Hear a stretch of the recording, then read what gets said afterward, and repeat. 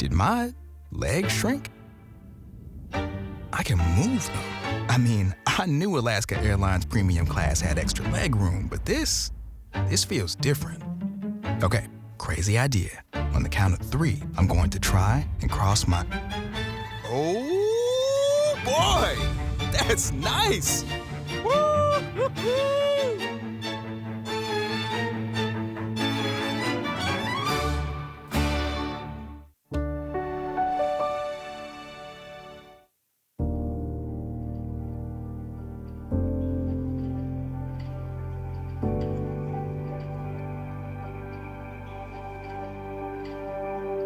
And now, the Cascade PBS Ideas Festival, featuring journalists, newsmakers, and innovators from around the country in conversation about the issues making headlines. Thank you for joining us for Radio Atlantic, AI Elections 1.0, with Charlie Warzel, moderated by Hannah Rosen. Before we begin, a special thank you to our stage sponsor, Alaska Airlines, and our founding sponsor, the Carrie and Linda Killinger Foundation. Finally, thank you to our host sponsor, Amazon. Hello, everyone. Welcome to the Cascade PBS Ideas Festival. I'm Hannah Rosen, host of Radio Atlantic, and I'm joined today by Charlie Warzel, who's an Atlantic staff writer who covers technology. Charlie, thank you for joining us. Thank you for having me. Today we're going to talk about AI. We're all aware that there's this thing barreling towards us called AI that's going to lead to huge changes in our world.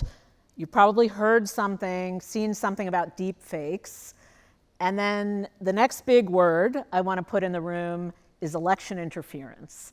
Today we're going to connect the dots between those 3 big ideas and bring them a little closer to us.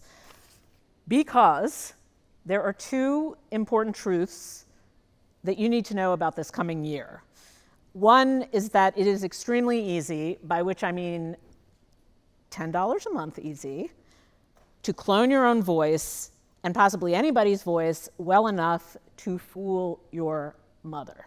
Now, why do I know this? Because I cloned my voice and I fooled my mother. And I also fooled my partner and I fooled my son. You can clone your voice so well now that it really, really, really sounds a lot like you or the other person.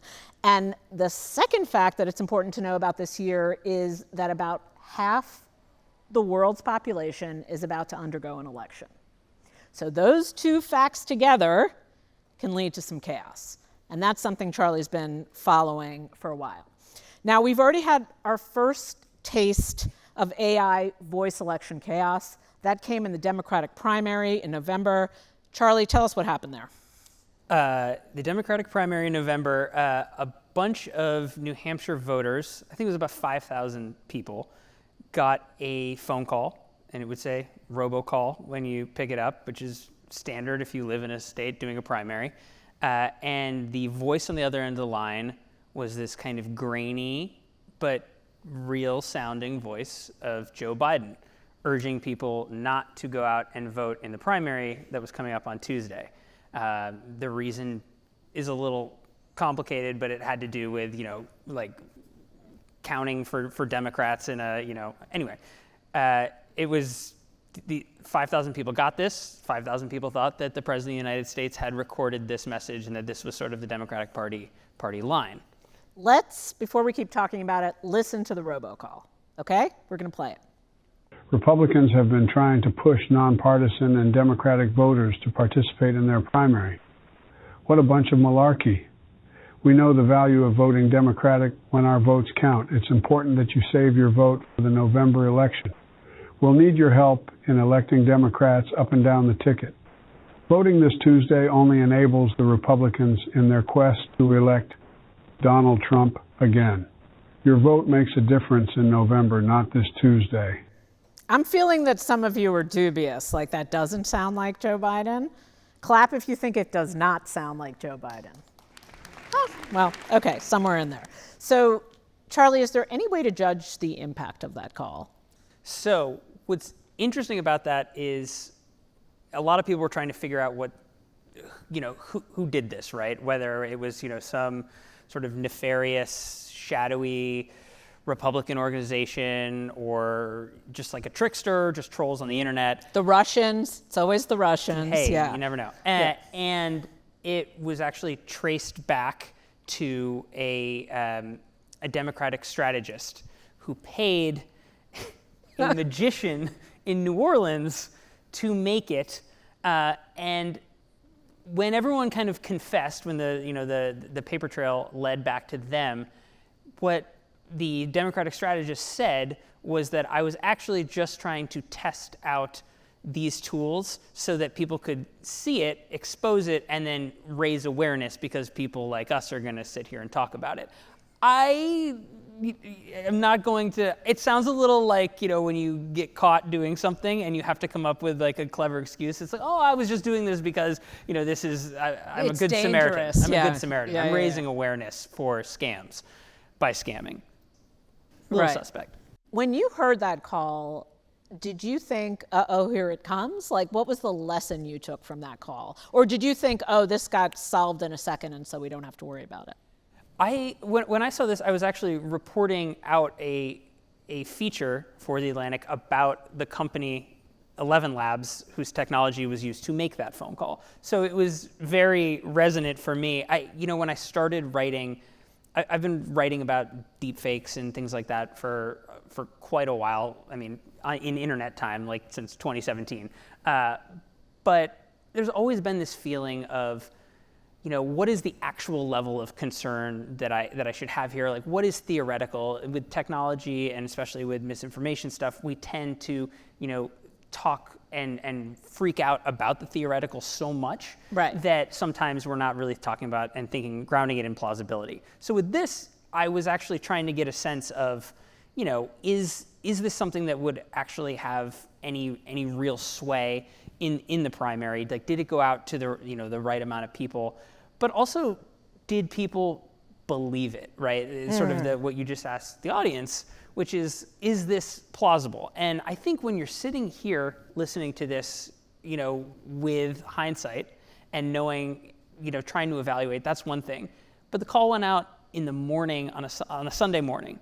So people who are, just having coffee, maybe haven't woken up yet, like, are you really going to question, like, at this moment in time, if you're getting that, especially if you, aren't paying close attention to technology, are you really going to, like, be thinking about that? Whether it's a robot on the other end of the line. This software it's still working out some of the kinks, but I think the believability has crossed this threshold that is, alarming. Okay, we're going to test you guys now. What we're going to do is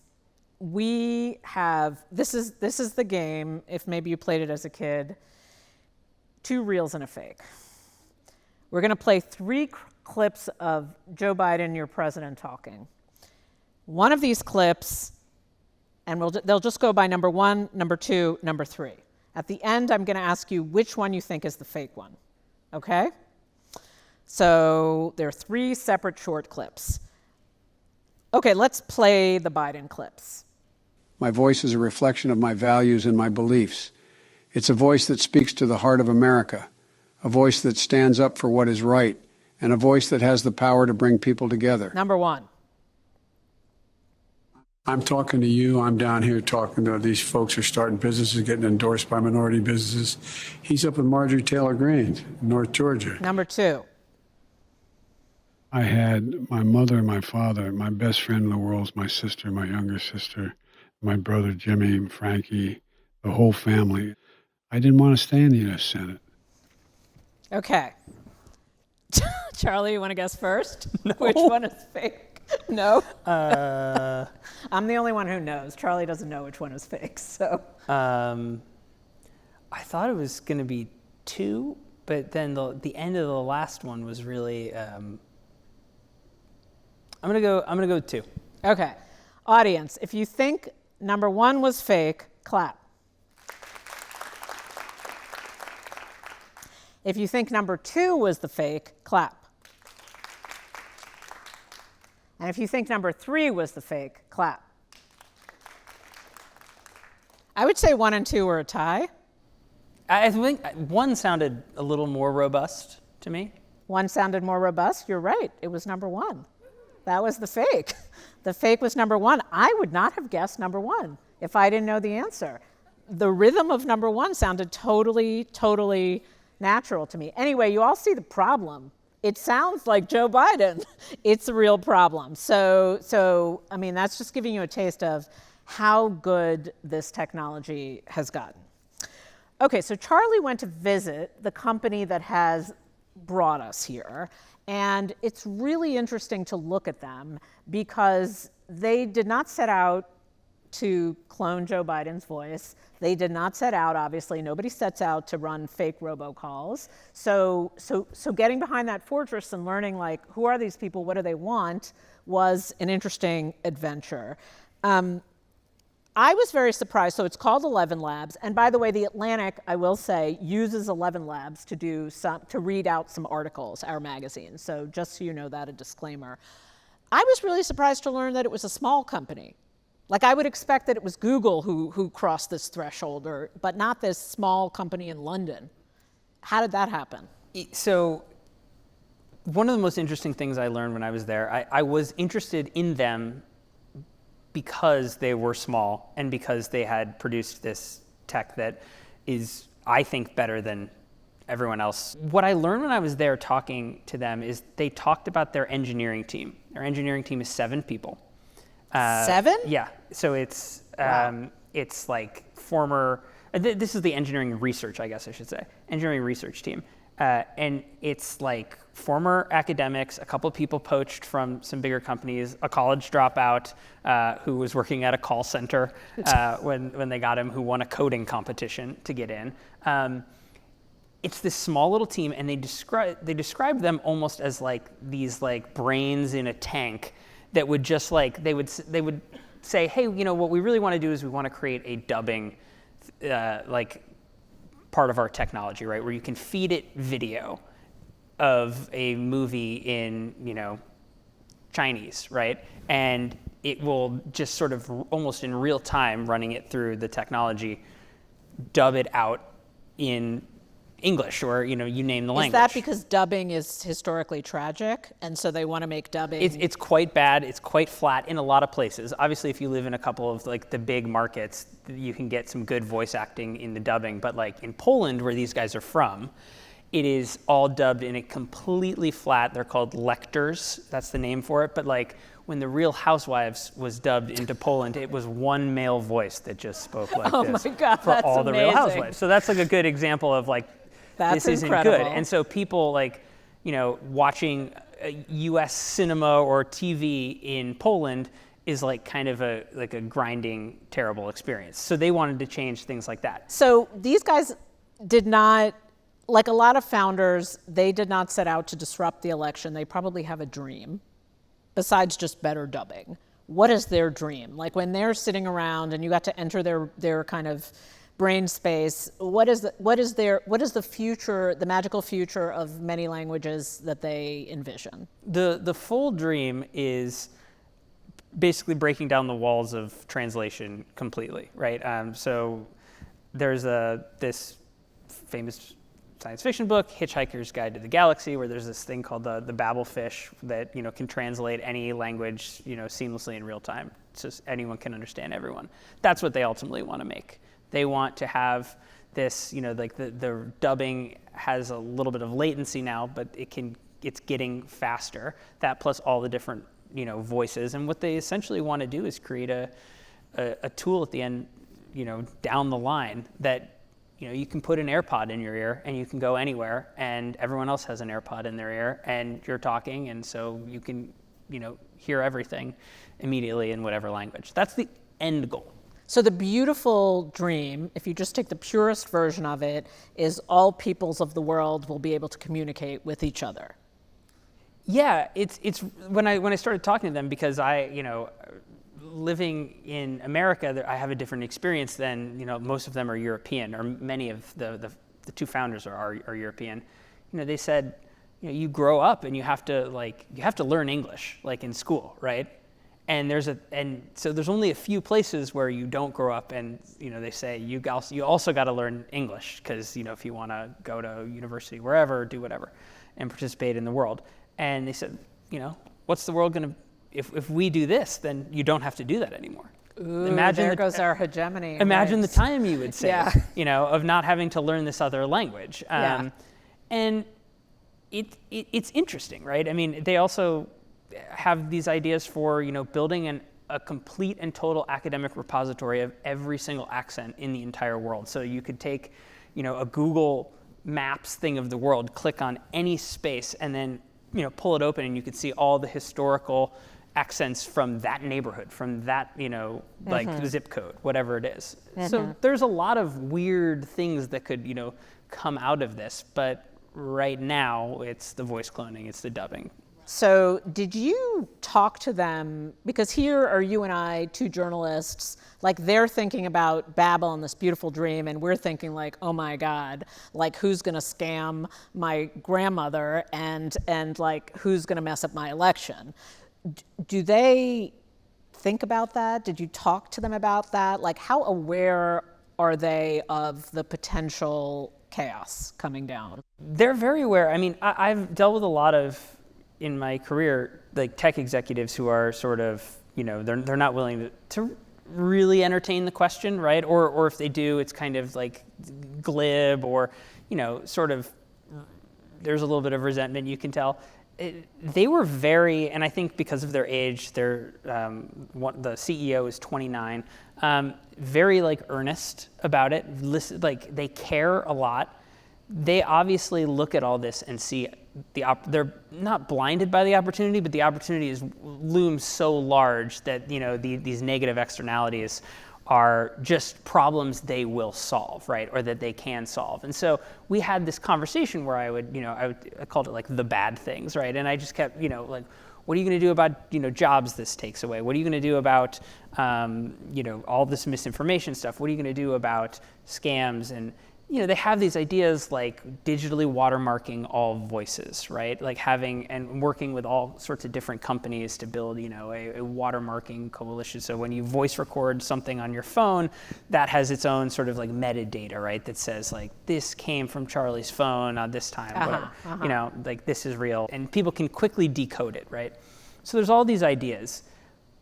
But I can't tell you, it was like smashing my head against a brick wall for an hour and a half with this really earnest, nice person who's like, yeah, no, we'll, like, it's gonna take a while before we, societally all get used to all these different tools, not just 11 labs.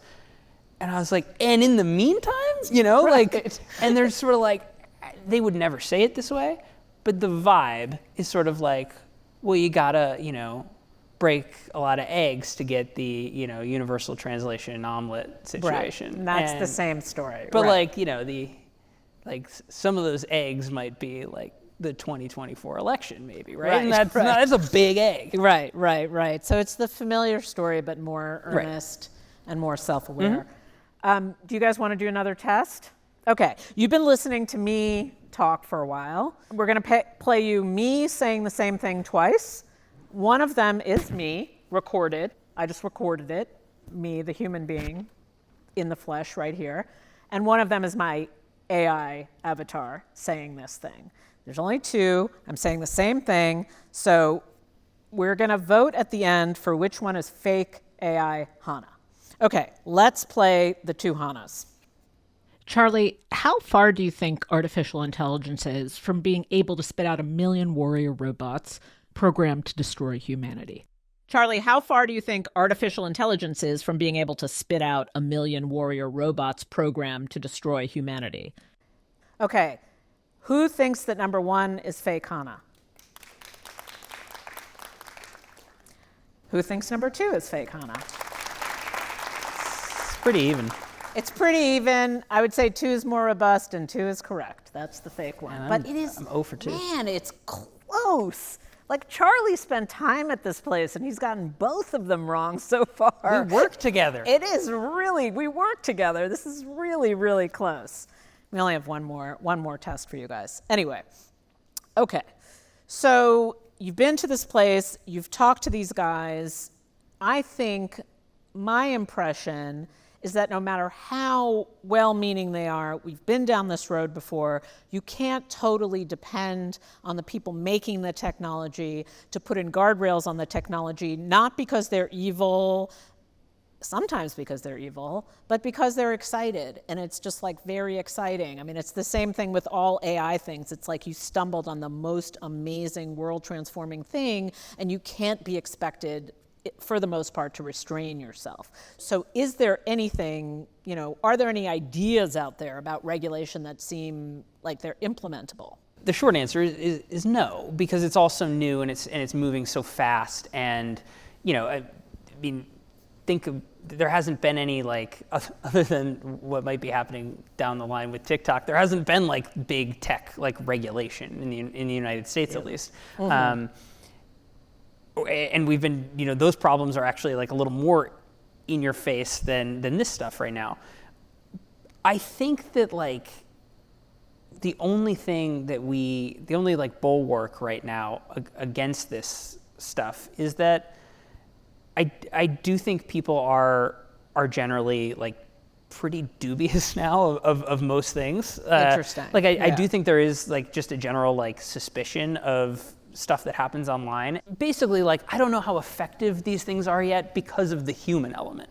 Yeah. Right? It seems like we have a little bit more of a defense now than we did, let's say in 2016. Because we're savvier, because we're all talking to these people, because everybody knows that this is a possibility. Yeah, and I think a lot of people are just kind of beaten down by the misinformation in the world and things like that, where they just are less, willing to pick up the robocall, right? Yeah. There's things just like that. And I do think that time is our greatest asset here with all of this. The problem is, it only takes one, right? It only takes some person, in late October who puts out something just good enough, or early November, that it's the last thing someone sees before they go to the polls, right? And it's too hard to debunk, or that person doesn't see the debunking, right? And these elections are getting closer and closer, right? And it's harder and harder to understand, where they're swinging necessarily. So